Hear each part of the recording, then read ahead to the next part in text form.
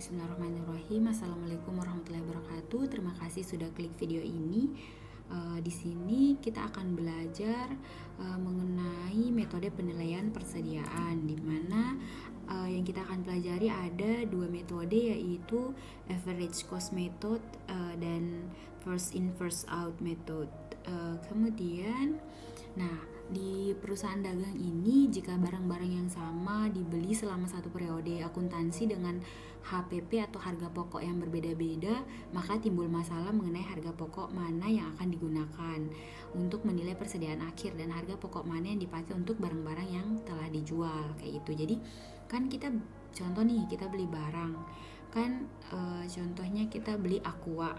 Pertama kita beli Aqua harganya 3.500, kemudian beli lagi nih harganya 3.700. Nah, bingung kan menentukan HPP yang mana yang akan kita gunakan.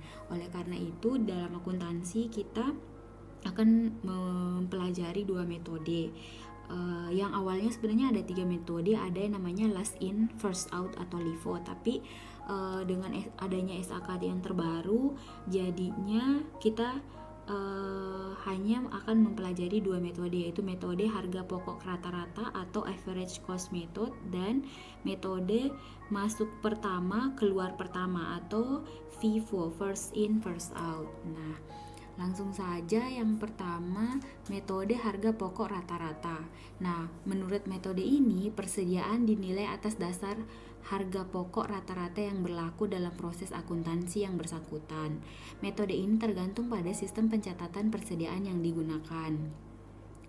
Jika sistem pencatatan persediaannya periodik, digunakan metode harga pokok rata-rata tertimbang atau weighted average method. Sedangkan jika sistem pencatatan persediaannya perpetual, maka digunakan metode harga pokok rata-rata bergerak atau moving average method.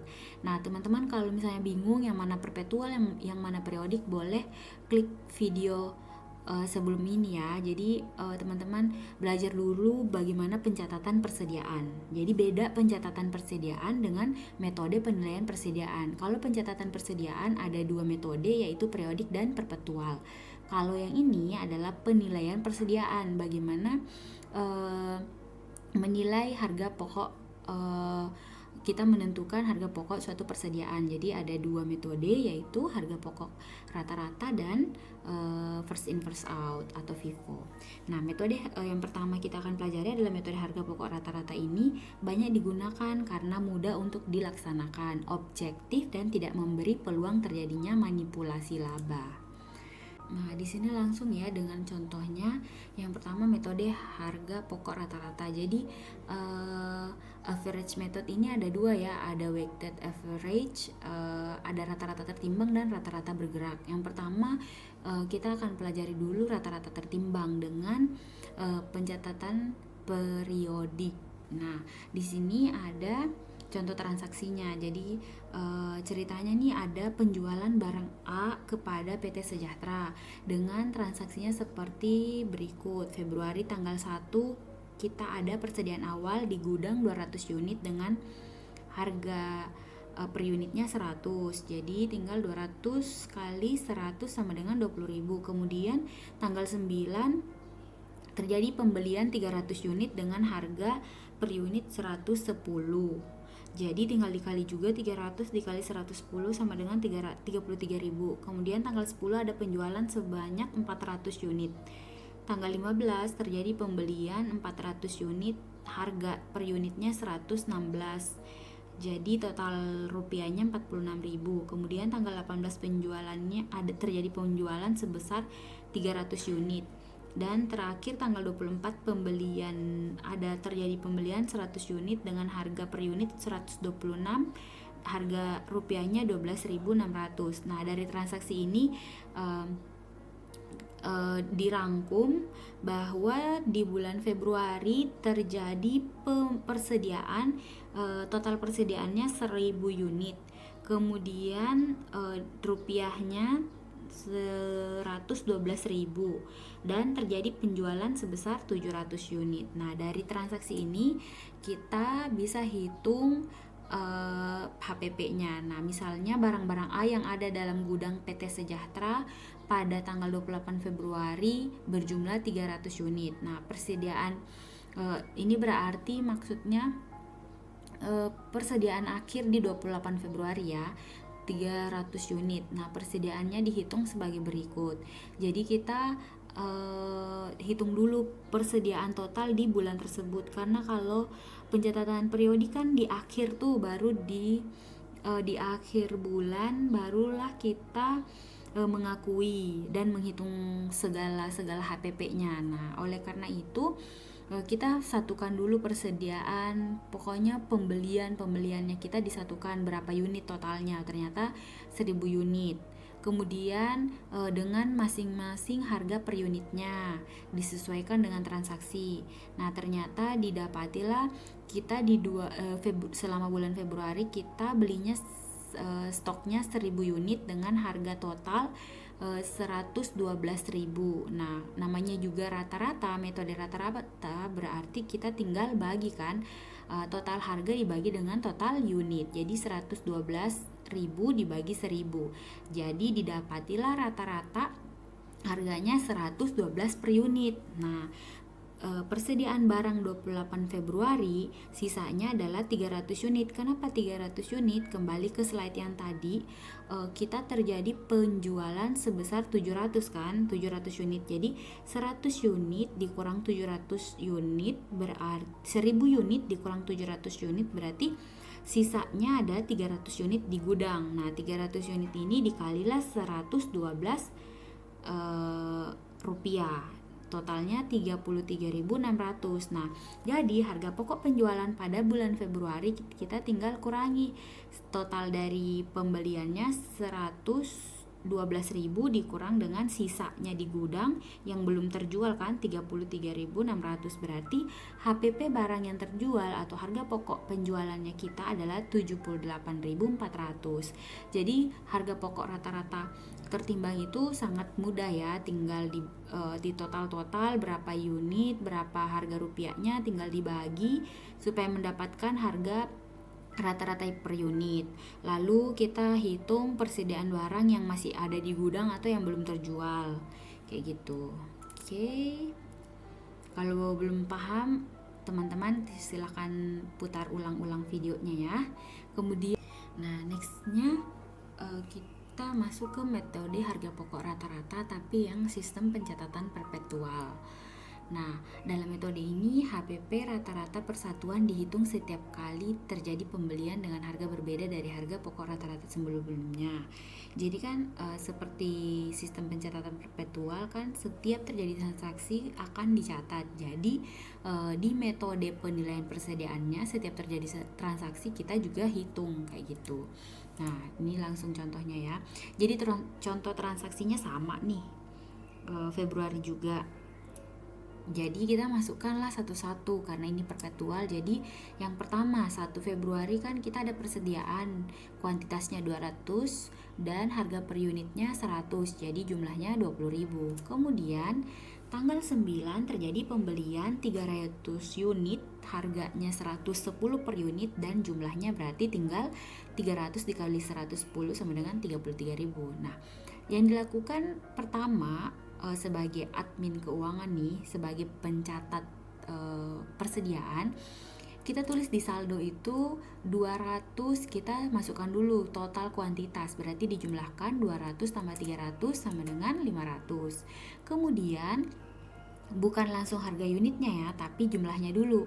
Jumlahnya 20.000 ditambah 33.000 sama dengan 53.000. Nah, harga per unitnya itu didapati dari 53.000 dibagi 500 atau jumlah dibagi kuantitas di saldo kayak gitu. Nah, jadinya 106.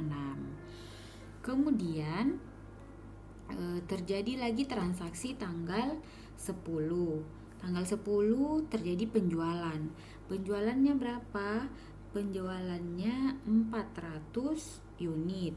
Jadi nah ini dikeluarkan. Jadi perhatikan di kartu persediaan, ini namanya kartu persediaan, diterima, dikeluarkan dan saldonya berapa. Nah, pada saat kita menjual 400 unit ini, yang digunakan adalah harga per unit yang terakhir. Nah, harga per unit ini kan harga rata-ratanya sekarang kan.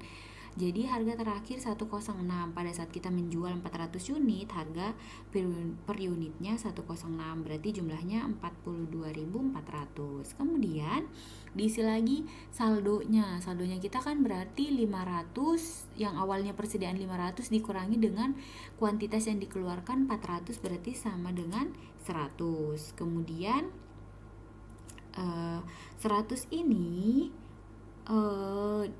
kita tinggal kurangi dulu 53.000 jumlah yang saldo awal dikurangi dengan jumlah saldo yang dikeluarkan 42.400, jadilah dia 10.600. Nah, 10.600 inilah dibagi 100, kemudian dapat harga per unit 106, kayak gitu. Nah, tanggal 15 terjadi lagi pembelian 400 unit.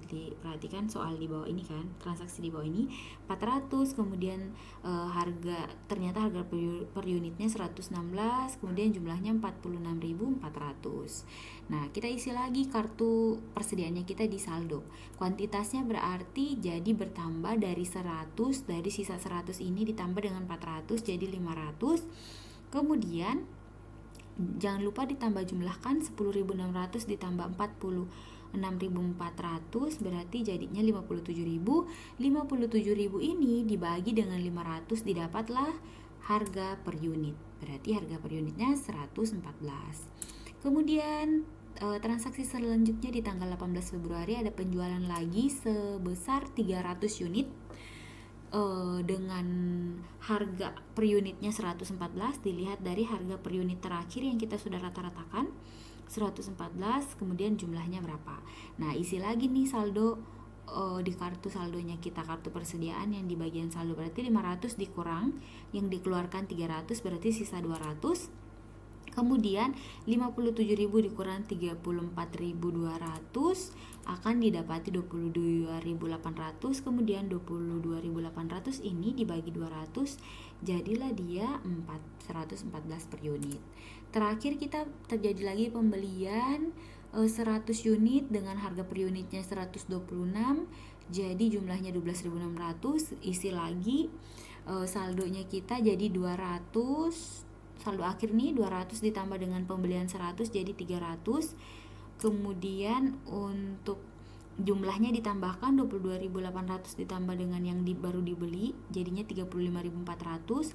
Untuk harga per unitnya berarti 35.400 dibagi dengan 300 jadinya 118 per unit, kayak gitu ya. Dan seterusnya kalau ada pembelian, kalau ada penjualan lagi kayak gitu. Nah, sekarang kita barulah akan mengetahui harga pokok penjualannya. Total harga pokok penjualan di bulan Februari tinggal dijumlahkan ini yang harga jual kan yang dikeluarkan kan 42.400 ditambah dengan 34.200 sama dengan 76.600. Nah, persediaan akhirnya sisa 35.400 karena sisa 300 unit kan, terus harga per unitnya 118, jadi sisa persediaannya kita Rp35.400 dengan kuantitasnya 300 unit. Itu untuk metode harga pokok rata-rata dengan sistem pencatatan perpetual. Kayak gitu, gampang kan? Nah, sekarang yang metode terakhir yaitu FIFO atau first in first out. Yang pertama adalah first in first out-nya sistem periodik. Dalam metode ini harga pokok persediaan akan dibebankan sesuai dengan urutan terjadinya. Apabila ada penjualan, maka harga pokok yang dibebankan adalah harga pokok yang paling terdahulu, disusul dengan masuk berikutnya. Namanya juga first in first out kan, berarti kalau ada yang keluar kan masuknya pembelian itu barang-barang yang pertama masuk, yang kedua masuk belum tentu sama harga pokok per unitnya kan. Jadi yang digunakan itu yang pertama masuk sampai unitnya habis baru digunakan harga pokok selanjutnya kayak gitu. Persediaan akhir dibebani harga pokok terakhir dengan menggunakan contoh yang sama, maka persediaan akhir dan harga pokok penjualan dengan metode first in first out dihitung sebagai berikut. Jadi transaksi yang digunakan sama ya. Nah, cara menghitungnya metode first in first out untuk sistem periodik, pencatatan periodik, misalnya barang A yang ada dalam gudang kan sisanya tadi selalu berjumlah 300 kan, saldo akhir. Nah, berarti tinggal kita lihat pembelian terakhir itu sisa berapa. Kan kita harus mengetahui dulu nih sisa stok barang di gudang akhir bulan. 300 unit untuk periodik ya. Kan kalau periodik kita menghitungnya di akhir bulan kan. Nah, pencatatannya di akhir. Kemudian diketahuilah bahwa sisa dari barangnya kita atau stoknya kita adalah 300 unit. Nah, sisa itu pasti kan namanya juga first in first out. Berarti yang sisa di gudang adalah harga yang yang terakhir kan, karena first in-nya sudah first out. Jadi yang pertama sudah keluar semua kan, berarti sisa yang ada adalah si pembelian tanggal-tanggal terakhir. Nah, dalam hal ini di pembelian terakhir itu ada 24 Februari dan 15 Februari. Di 15 Februari itu ada 200 unit dan 24 Februari ada 100 unit. Jadi tinggal 300 unit dengan masing-masing harga per unitnya. 126, 116 berarti 12.600 ditambah 23.200. Nah, sisa dari harga 300 unit ini total harganya adalah 35.800. Nah, sesudah diketahui jumlah persediaan akhir, maka harga pokok penjualan dapat dihitung sebagai berikut. Nah, HPP-nya tinggal dikurangi deh. Ini kan total awal, saldo awalnya kita yang 1000 unit itu sama dengan 112.000. Tinggal dikurangi dengan persediaan akhir. Kayak gitu. Ini total persediaan awal tambah pembelian sama dengan 112.000 dikurangi dengan persediaan akhir 35.800 sama dengan 76.200. Berarti HPP-nya kita adalah 76.200. Kayak gitu. Nah, itu untuk periodik. Gampang kan kalau periodik. Nah, sekarang kita masuk ke perpetual. Karena perpetual itu setiap ada transaksi harus kita hitung, harus kita catat dan diakui kayak gitu. Nah, yang tadi itu yang 112.000 kan, yang ini 1000 unit 112.000 kan. Nah, sekarang kita ke sistem perpetual. Dengan transaksi yang sama, kita masukkan ke dalam tabel-tabel kayak gini. Jadi Ibu taruh di sini transaksinya supaya gampang kita monitor, kita lihat, masukkan ke dalam kolomnya satu-satu. Yang pertama, kita ada persediaan awal di tanggal 1 Februari 200 unit, kemudian harga per unitnya 100, jadi jumlahnya 20.000. Ini contoh yang sama ya. Kemudian di tanggal 9 kita membeli barang sebanyak 300 unit dengan harga per unit 110, jadi 33.000. Nah, perhatikan di sini, ini kita tetap dulu 200. Ini masih saldo awalnya kita 200 unit dengan harga per unit 100, jadi 20.000. Kemudian kita tambahkan yang baru masuk, yang diterima, yaitu 300 unit dengan harga per unitnya 110, jadi jumlahnya 33.000. Lalu tanggal 10 kita menjual barang. Jadi ini dipisah-pisah karena ini kan metode first in first out, supaya kita akan tahu yang mana duluan yang akan keluar gitu. Nah, perhatikan tanggal 10 itu kita sebenarnya menjual 400 unit kan. Tapi kenapa yang dikeluarkan pertama yang kita tulis di kartu persediaannya kita 200 unit dulu, karena beda harga. Perhatikan yang pertama ini kan saldonya kita nih. Saldo persediaan awalnya kita ada 200 unit dengan harganya 100. Jadi itu dulu yang kita keluarkan.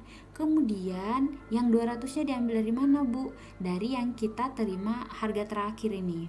Dari stok yang terakhir ada 200. Berarti sisa stoknya kita 100 kan? Yang ini habis. Yang stok awal ini habis karena kita menjual 400. 200 sama 200 400. Yang pertama kita ambil ini, masukkan dengan harga 100. Berarti ini stoknya habis. Kemudian yang masuk berikutnya ada 300 unit. Kita jual 200, berarti sisa unitnya kita tinggal 100 kan? 300 dikurang 200. Jadinya tinggal stoknya terakhirnya kita 100 dengan harganya 110. Oke. Lanjut. Di tanggal 15 kita terjadi pembelian lagi 400 unit dengan harga per unit 116. Berarti 46.400. Nah, perhatikan di sini kita turunkan lagi ya saldo awalnya kita. Jadi ini dicatat aja gitu kan. Saldo terakhirnya kita tinggal 100 unit dengan harga 110. Jadinya jumlahnya 11.000. Kemudian kita catat yang baru diterima yaitu 400 unit dengan harga 116 per unit, totalnya 46.400. Lalu di tanggal 18 kita menjual sebesar 300. Nah, di tanggal 18 ini yang kita jual 300 unit. Hanya saja perlakuannya sama kayak tadi, namanya juga first in first out, berarti yang pertama ini dulu yang kita keluarkan harganya kan beda harga. Jadi 100-nya harga 110, kemudian 200-nya kan 300 unit tuh. 200-nya dengan harga yang pakai stok kita yang ini, kayak itu. 116 rupiah per unit kayak gitu.